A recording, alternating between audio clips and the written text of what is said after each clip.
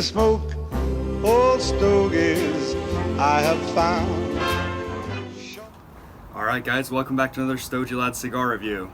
A pretty special cigar here, again. Non-Cuban this time. We have the My Father Le Bijou 1922 in box press Torpedo. Now, I think a lot of people will recognize this just from the look, but this is the cigar that got 97 points on Cigar Aficionado in 2015. Obviously won Cigar of the Year that year, and gained so much hype from it. Obviously the hype has subdued a little bit now that it was 5 years ago, but it's a very recognizable cigar. I mean, and obviously ratings like that, they work, because I bought this cigar pretty much because of that reason. Now, I've smoked My Father before.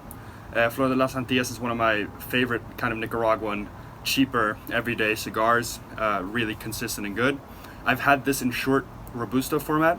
It didn't blow me away, but it was this exact Vitola that won Cigar of the Year that year. So, you know, this might be a little bit better. This is a very dark wrapper, as you can see. It's beautiful, not too oily.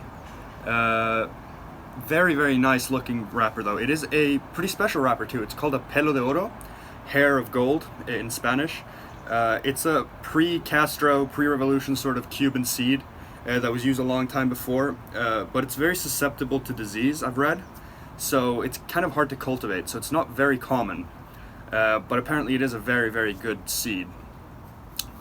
I'm going to remove this. My father always puts this sort of band at the bottom. I think it's a nice classy touch, but it has tape. I don't know if you can tell at all. It's just like normal tape that you would use at home. It looks a little bit trashy, but yeah, you know, whatever. It protects a foot. A lot of citrusy smell is what I've gotten from this off the wrapper. I think it's got Nicaraguan fillers and binders. I know my father uses a lot of Nicaraguan tobacco. Beautiful band, by the way. My father also always does. Beautiful. I love their kind of matte, thick paper bands. So let's get toasting here and see what this Cigar Aficionado 97 point cigar has to offer. Now, there's a lot of mixed opinions about Cigar Aficionado. Some people call them, you know, kind of mercenaries, or, you know, sort of sellouts, because they give really high ratings to brands like Padron all the time, and Padron just happened to advertise a lot in their paper, but they also give really high ratings to Cuban cigars. So, and obviously Cuba doesn't do any advertising of any sort, so I don't know. I think it's always interesting to follow. I don't really base a lot on Cigar Aficionado. I don't go crazy. I mean, obviously I bought this cigar because it's really high rating. I mean, yeah. You gotta take it with a grain of salt, I guess. I think I'm running out of gas a little here, but maybe I got enough of a light. Really good draw. Very earthy, nice initial earth here. Haven't read too much about the flavor notes. I don't really remember what the short Robusto tasted like. Those of you guys that have watched my reviews before know that this is kind of a cigar that I don't usually reach for. It's a very dark Maduro wrapper, and it's a Torpedo. Two things that I don't most often go for. It's a 52 ring gauge by 156 millimeters. Obviously you cut off, you know, a bit of that, so it gets a little shorter, but it's about a Toro size when you cut it. Now in Sweden it's actually very cheap for its size and its notoriety, or its fame. It's only about $12 US here, which is, if you know Swedish prices, is very cheap for a cigar this size and quality.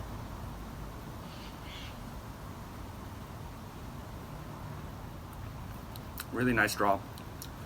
Very light right now and very earthy. It doesn't taste like a Maduro off these first few puffs. There's just a light earth and light tobacco right now. So I'm gonna smoke a little more, get back to about the first third, and see what this 97 point cigar has in store. Alright, so I am 15 minutes in. Burning pretty slowly, burning beautifully. Whenever it goes a little bit wonky, it just corrects itself.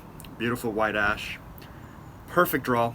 a little looser than most Cubans, but it's like, yeah, perfect, just perfect. Don't have to double puff or anything. Getting copious amounts of smoke. The smoke itself, the mouthfeel, it's pretty light. It's not like a heavy, creamy smoke at all. It's a pretty light smoke. There was initially, in the first few minutes, tons of that tangy Nicaraguan earth. And I'm sort of starting to believe now that that Nicaraguan earth is almost as, as prominent in Nicaraguan cigars as that Cuban flavor, that Cuban twang is in Cubans. Like, it's so, it's impossible to manufacture in other places in the world, and it's just so, like, it clicks immediately. You just know it's heavy Cuban or Nicaraguan tobacco when you get hit by that. It's this weird tangy earth that you can't really put your finger on, but it's very, very nice. I really like it. Yeah, as you can see, just so much nice smoke. It's pretty medium right now. There was a lot of pepper right in the beginning. The first few minutes, the pepper has slowly subsided, and now it's only sort of in the back of the throat, a little, tingling pepper now, like in the aftertaste. And that earth has died down a little bit too. There's no tangy earth anymore. It's just sort of a light earth that's in the aftertaste, and just sort of a light coffee. There's not too much flavor right now. It's very pleasant. It's nice and medium, and with that spice, but it's not heavily complex or heavily flavored. There's not tons of flavor right now.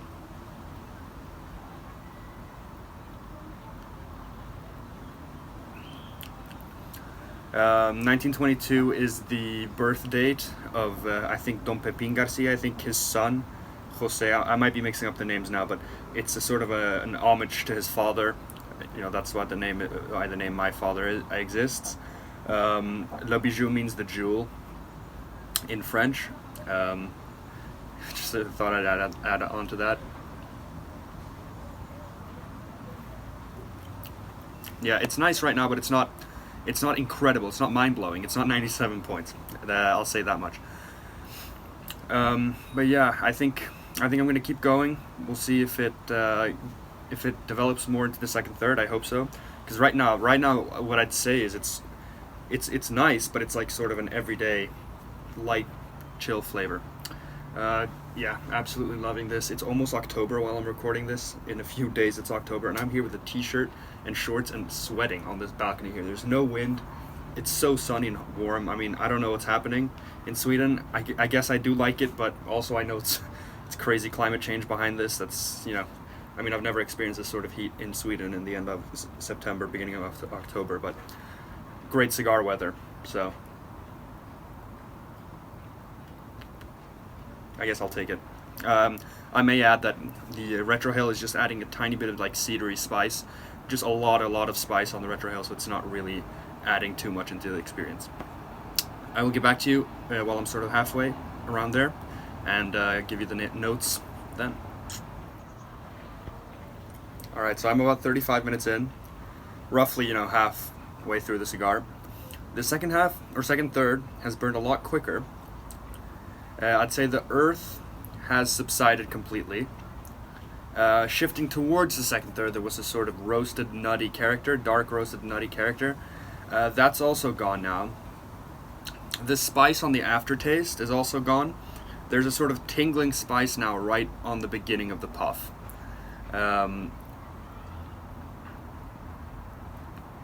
Still perfect, great burn, great smoke output. But I'm really not loving this second third. It's very leathery now. It's heavily leathery. I wish that sort of nutty character had stayed, because now there's not a lot other than leather. And what I should note is, in the beginning of the cigar, something I forgot to mention in the first third, it was with this earth, it was a sort of acidic earth that was like the first second of the puff. There was this acidic flavor. Then that sort of went away, but now in the second third, the acidic flavor is there strongly, but it's more in the aftertaste, and it's sort of coating my mouth. It's almost like a sour acidic flavor. I don't know how to explain it, but it's not. Sometimes you have like this citrusy acidic flavor on cigars, which can be really nice. but I wouldn't say that's what this is.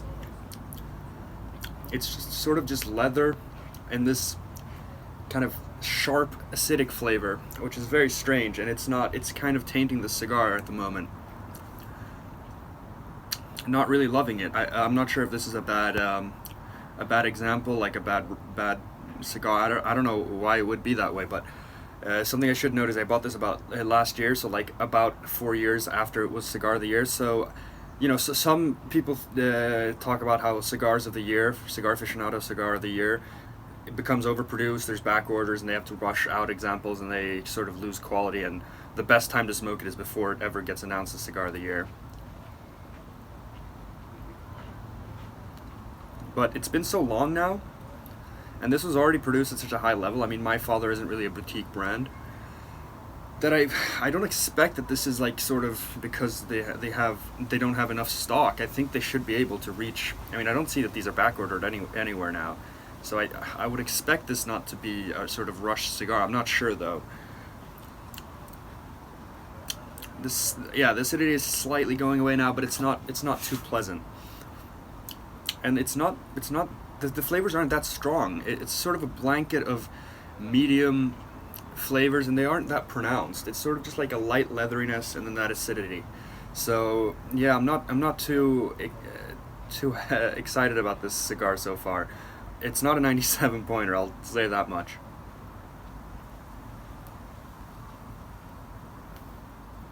Now there's been decent complexity. I mean, there's been a lot of notes that have come in and out.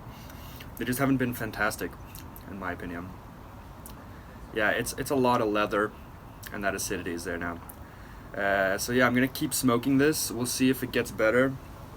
Hopefully the last third provides some more exciting notes, and hopefully that acidity goes away, because it's kind of coating my mouth and it's not too pleasant.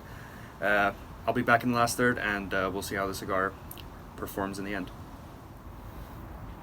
Alright, so into the first or final third, I should say. Yeah, this is not my type of cigar. I think it could be better without that acidity, but I can't really understand because the flavors aren't very pronounced. It's very, very complex. It's actually strikingly complex, but the problem is that the flavors come in for a few puffs and then they just fleet away. They're sort of they're very fleeting, and you know, I got a really nice nougaty, chocolatey flavor on a few puffs, and then that went away. That roasted nutty flavor came in, that went away. I had a very floral puff, just one, a very nice, almost perfumey, but nice florally flavor on one puff, and then just no more. But in between all these different flavors, there's just this leathery acidity that's you know, sort of as a base. So it's just not that great. I don't know why. Part of it could be this tapered end.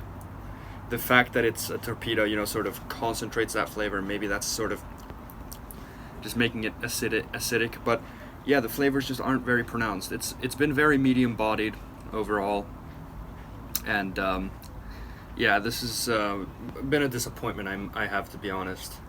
97 is so high, but I bought the cigar because I wanted to try a cigar of the year that had a 97 rating, obviously. But I didn't go into it thinking this is going to blow me away, obviously, because a Maduro Torpedo isn't my type of cigar in general. But I thought it could, you know, maybe get like a 90 or something on my scale. But it's just sadly hasn't performed to that point. Now, I want to just clarify my ratings. I do like a Cigar Aficionado style rating, between 0 to 100. But if you know their ratings, they never really dip below 70. In the 70s are pretty awful cigars. 80s are, you know, average, and then high 80s, great, and then 90s are spectacular. Just based on the fact that these are still premium tobacco hand-rolled long filler cigars, it's never going to be awful. So when I think, if I smoke like a 60 rated thing, it's going to be probably like a cigarillo, you know, one of those Cuban cigarillos that are just sharp tobacco flavor, nothing else.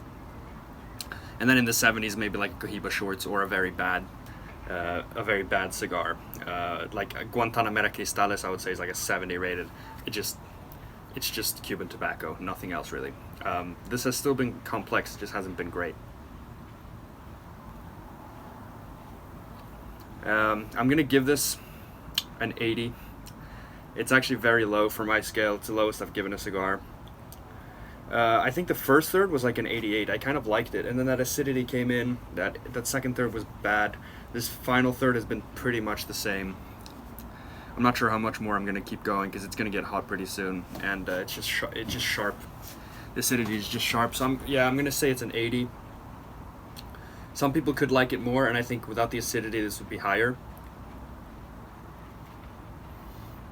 I'm sure some people have had this and absolutely been blown away. I mean, I know Cigar Aficionado were blown away, so I'm sure some people have absolutely loved it. Please comment if you've had this, and tell me what you thought, if you had very different experience with it. You know, I think just the mix that it's not my style of cigar, but with that acidity and sharp, unpleasant sort of sourness in parts. And I just wish it was, maybe they overreached with the complexity, I don't know, but it's just so fleeting. It's strange because, yeah, as I said, the one flavor comes in, a couple puffs, and then just gone. So it's just, I don't know, I don't know what to get with this thing. Construction's been good. I've had to touch it up like twice, but in general pretty good. Yeah, I don't know what much more there is to say. Pretty disappointing all in all. But this is the world of cigars, you know. Sometimes you just get duds, and this might have been just a one-off dud. You never know. But yeah, I like to be honest, and I hope you guys still enjoyed this review, even though I didn't love the cigar. And I hope you guys watch our next one or our other reviews, and I will see you guys in the next one.